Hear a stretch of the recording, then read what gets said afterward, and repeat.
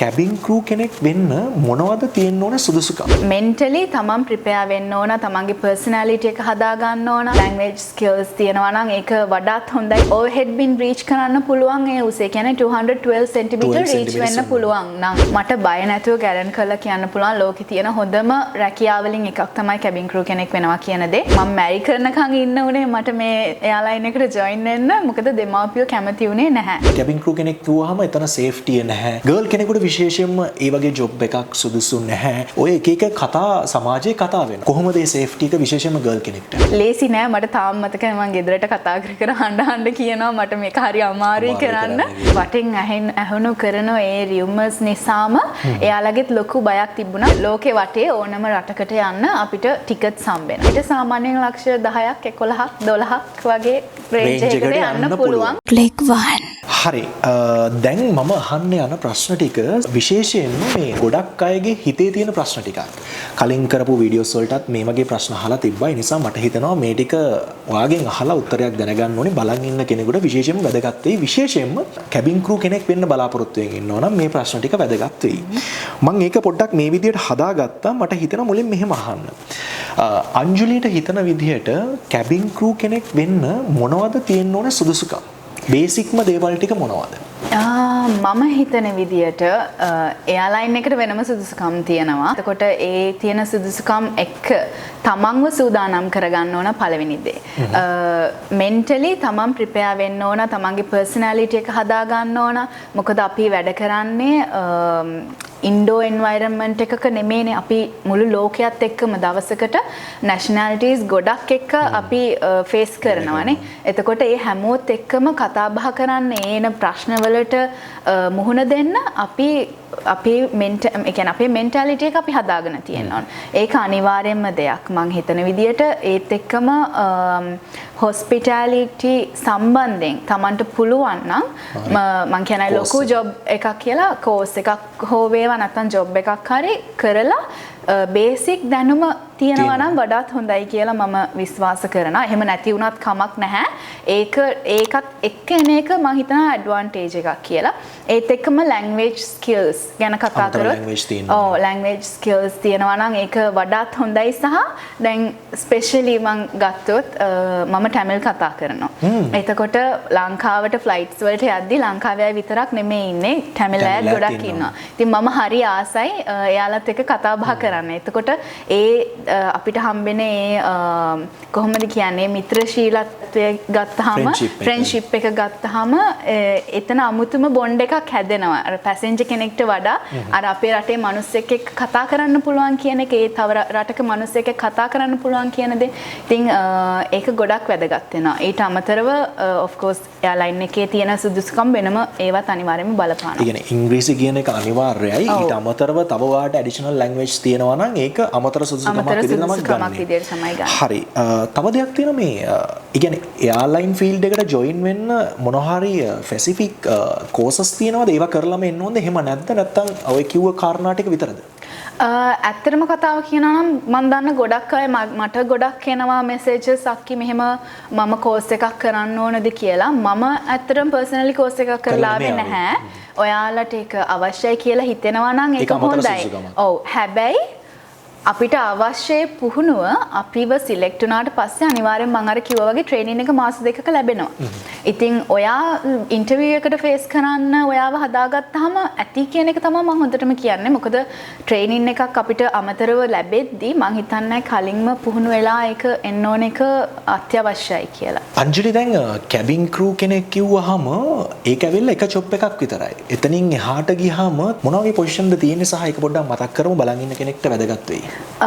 ඒ කියන්නේ අය cabin crew කෙනෙක් ගත්තාමත් වෙනම අපිට තියෙනවා කැරියර් ග්‍රෝත් එක සාමාන්‍ය ඉකොනොමි කැබින් එක. ඒ කියන්නේ මුලින්ම ජොයින් වෙන කෙනෙක් එන්නේ ඉකොනොමි කැබින් එකට. ඔව් ඊට පස්සේ තමයි ඒ එක්ස්පීරියන්ස් එකත් එක්ක මම හිතන්නේ අවම කාලයක් තියෙනවා අපි ඉකොනොමි කැබින් එකේ අපිට පුහුණුව ලැබෙන්න ඕනේ කියන එක.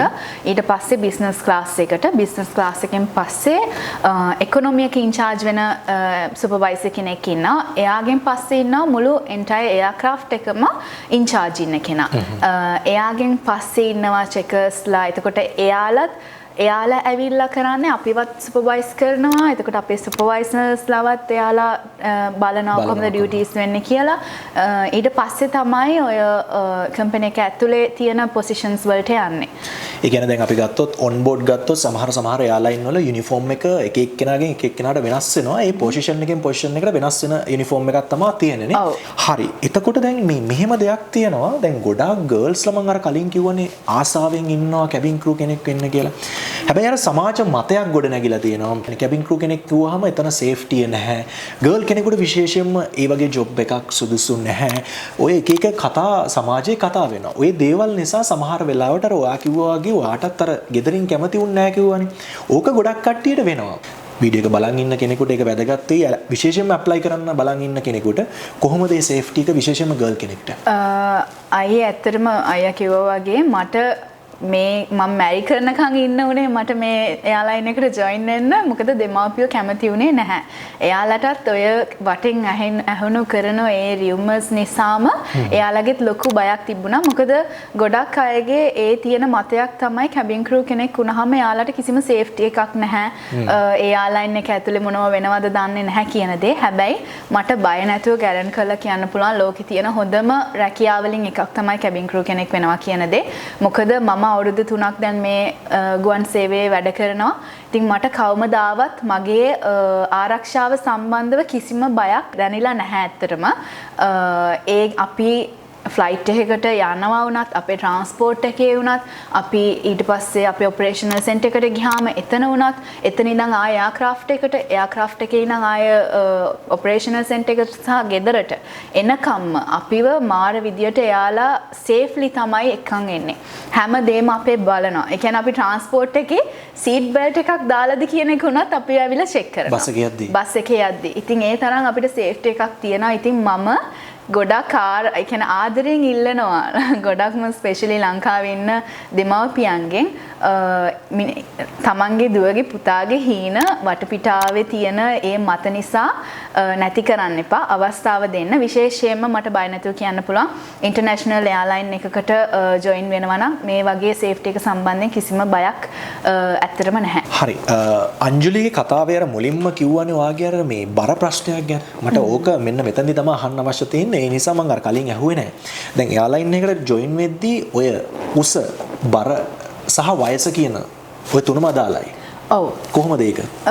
ඒ කියන්නේ අපේ තියෙන අපේ ගුවන් සේවයට අනුව ක්‍රූ කෙනෙක්ගේ සාමාන්‍යයෙන් 60ත් 64ත් අතර පරතරයක් තියෙන්න ඕනේ කියලා තමයි බර තියෙන්නේ.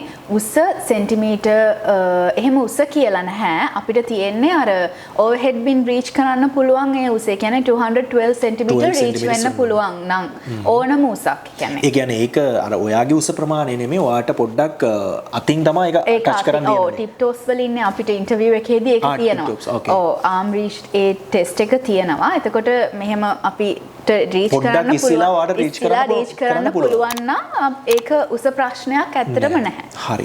එතකොට වයසක් වයසක් තියෙනවද එහෙම නැද්ද? වයසක් එහෙම මම දැනුවත්ව නම් එහෙම නැහැ. මං හිතන්නේ සමහර විට එයාලයින් එකට වෙනස් වෙන්න පුළුවන්. එයාලයින් එකට වෙනස් වෙනවා ඇති ඒක.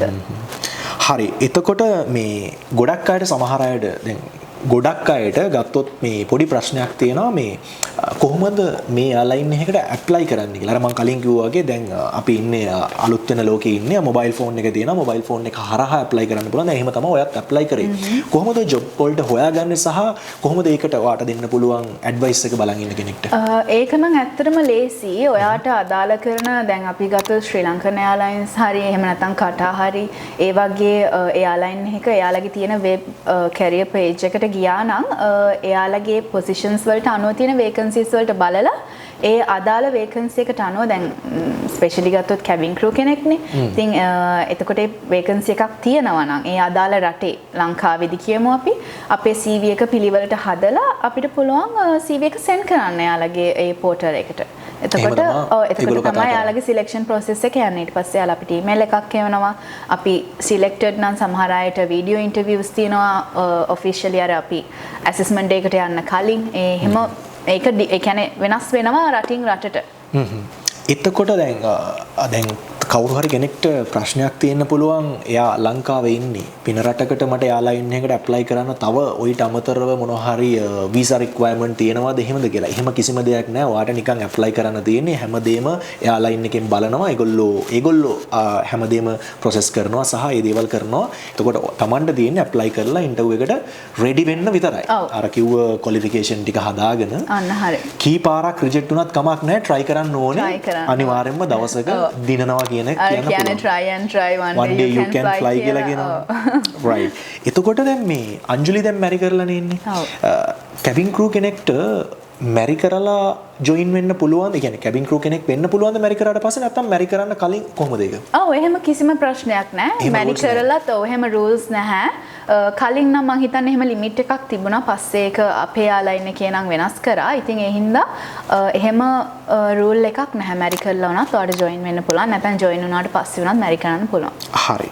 තව ප්‍රශ්නයක් මෙහෙම මං ලියන්න තියෙනවා. දැන් කැබින් ක්‍රූ කෙනෙක්ගේ ගත්තාම විශේෂයෙන්ම ලැබෙන බෙනිෆිට්ස් තියෙනවානේ. දැන් ගොඩක් කට්ටිය මෙන්න මේකට තමයි ආස වෙන්නේ. රටවල් වල ට්‍රැවල් කරන්න පුළුවන්. මුළු ලෝකෙම ඇවිදින්න පුළුවන්. ඒක තමයි එක බෙනිෆිට් එක. ඊට පස්සේ ගත්තාම සැලරි එකත් සෑහෙන ලොකු සැලරි එකක් එනවනේ. ඒ බෙනිෆිට්ස් ගැන මොකක්ද කියන්න තියෙන්නේ? සහ ඒක කොහොමද? බෙනිෆිට්ස් නම් ගොඩාක් තියෙනවා. ලොකුම බෙනිෆිට් එක තමයි මං හිතන්නේ අපිට ලැබෙන එයා ටිකට්ස්. ඉතින් අපිට විතරක් නෙමේ ස්ටාෆ්ලා හැටියට අපේ පවුලේ අයට අපේ යාළුවන්ට උනත් යූස් කරන්න පුළුවන් ඩිස්කවුන්ටඩ් ලොකු ඩිස්කවුන්ට් එකක් තියෙන ටිකට්ස් අපිට ලෝකේ වටේ ඕනම රටකට යන්න අපිට ටිකට්ස් හම්බෙනවා. ඒක මම කරන ගුවන් සේවයේ 50%-90% වෙනකම්ම අපිට ඩිස්කවුන්ට්ස් හම්බෙනවා. ඉතින් ඒක තමයි පළවෙනි දේ.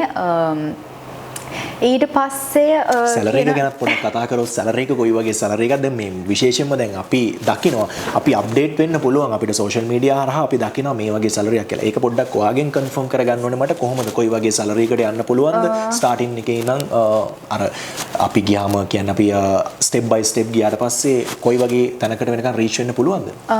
ඒක මෙහෙමයි. ඒක අර ක්ලාස් එකෙන් ක්ලාස් එකට සහ ඒ පොසිෂන් එක අනුව වෙනස් වෙනවා. මොකද ඒක අපේ අර සැලරි එක මෙහෙමයි හැදෙන්නේ. කියන්නේ ෆ්ලයින් අවර්ස් එක එතකොට අපිට හොටෙල් වලට යනවානේ අපි රටවල් වල ඒ අලවන්සස් එකයි අපිට බේසික් සැලරි එකක් තියෙනවා වෙනම.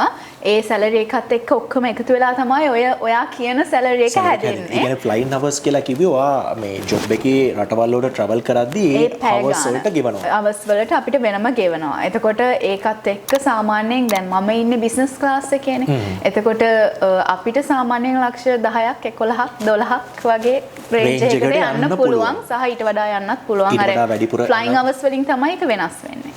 හරි. ඔය බෙනිෆිට්ස් තියෙනවා. ඊට අමතරව දැන් ගත්තොත් එකමඩේෂන් ලැබෙනවනේ. ඊට පස්සේ ගත්තොත් එහෙම කෑම ඒ කියන්නේ අපි ලේઓවර්ස් වලට යනවනේ හොටෙල් වලට ගියාම ඒක අපි වියදම් කරන්නේ. හැබැයි අපේ දැන් මං කිව්වා අපේ සැලරි එකට එයාලා ඒ අලෝවන්සස් ප්‍රමාණයක් තියෙනවා. ඒක අපේ සැලරි එකට එකතු වෙනවා. එතකොට ඇකොමඩේෂන් ගත්තාම අය කිව්වා වගේ අපි කිසිම බිල් එකක් පේ කරන්නේ නැහැ. ඔක්කොම එයාලයින් එක ගානේ. අපි වතුර බිල්ලක්වත් පේ කරන්නේ නැහැ. අපි පේ කරන එකම බිල ඉන්ටර්නෙට් බිල් එක විතරයි. ඒක හැරෙයි කිසිම බිලක් නැහැ. හැමදේම ඉතුරු කරගෙන තමන්ගේ ඩ්‍රීම්ස් වලට යන්න පුළුවන්. මේ ඩ්‍රීම් එක ඇචීව් කරගත්තට පස්සේ තව ගොඩක් ඩ්‍රීම්ස් ඔයාලට ඇචීව් කරගන්න ලේසියෙන්ම පුළුවන්. විශේෂයෙන්ම මම මේ කියන්නේ ක්‍රූ කෙනෙක් වෙන්න බලාපොරොත්තු වෙන කවුරු හරි කෙනෙක් ඉන්නවා නම් පිරිමි ළමයෙක් වෙන්න පුළුවන්, ගෑනු ළමයෙක් වෙන්න පුළුවන්. විශේෂයෙන්ම ගෑනු ළමයි ඉන්නවා කියලා මම දන්නවා. මොකද මේ කලින් අපි කරපු වීඩියෝස් වලට ගොඩක් ගෑනු ළමයි කමෙන්ට්ස් කරලා තිබ්බා. ඒගොල්ලන්ට හිතේ තිබ්බ ප්‍රශ්න ටිකක් අහන්න ඕනේ කියලා. ඒ ප්‍රශ්න තමයි මම ඒගොල්ලෝ වෙනුවෙන් කතා කරලා දැන් ඇහුවේ. අවසාන වශයෙන් මම මෙහෙම දෙයක් අහනවා. ඔයාට ඇඩ්වයිස් එකක් විදිහට කොහොමද දෙන්න පුළුවන් කවුරු හරි කෙනෙක් එයා ලයින් එකට ඇප්ලයි කරන්න බලාපොරොත්තු වෙමින් ඉන්නවා නම් ඔයා වැඩ කරන ගුවන් සමාගමේ හෝ වේවා එහෙම නැත්නම් ලංකාවේ ශ්‍රී ලංකන් එයාලයින් වේවා මොනවද ඇඩ්වයිස් එකක් විදිහට දෙන්න පුළුවන් ඒගොල්ලන්ට හදාගන්න දේවල් සහ මොනවද ඔයාගේ එකත් එක්ස්පීරියන්ස් එකත් එක්ක? මම හිතනවා ඇඩ්වයිස් එකක් දෙන්න පුළුවන් නම් තමන්ගේ පර්සනැලිටි එක මං කලින් කිව්වා වගේ ඒක අනිවාර්යයි. මොකද අපි ලෝකයේ ගොඩක් විවිධ මිනිස්සුන්ව හැන්ඩල් කරන්න ඕන විදිය මොකද අපි වැඩ කරන්නේ පොළවේ නෙමෙයිනේ. අඩි 35ක් උඩ අහසේදී එන හැම චැලෙන්ජ් එකකටම අපිට මුහුණ දෙන්න අපිට ශක්තියක් තියෙන්න ඕන. අර බය නොවි ඒ අවස්ථාවට ඒ හැසිරෙන්න ඕන විදිය අපි දැනගන්න ඕන. ඉතින් ඒ අර මෙහෙම කිව්වොත් අර ක්‍රිටිකල් හැන්ඩලින් එක වගේ කියන්නේ අවස්ථාවන් හැන්ඩල් කරන්න අපි දැනගෙන ඉන්න ඕන. ඉතින් මං හිතනවා පර්සනැලිටි එක හදා ගන්න ඕන. අනිත් එක ලැන්ග්වේජ් එක ඉංග්ලිෂ් පැත්තෙන් ගත්තොත් ඒක පුළුවන් විදිහට ඔයාලගේ ඒ ලැන්ග්වේජ් ස්කිල්ස් හදා ගන්න. සහ තුන්වෙනි එක තමයි කොන්ෆිඩන්ස් එක. ඒක අනිවාර්යයෙන්ම බලපානවා ඔයාලා ඉන්ටර්විව් එකකට ගියත් මං හිතන්නේ ගොඩක්ම බලන්නේ පර්සනැලිටි එකයි ලැන්ග්වේජ් එකයි සහ ඔයාගේ කොන්ෆිඩන්ස් එක. ඉතින් ඒ තුන හදා ගන්න පුළුවන් නම් ඒක තමයි මගේ පැත්තෙන් මට දෙන්න පුළුවන් ඇඩ්වයිස් එක.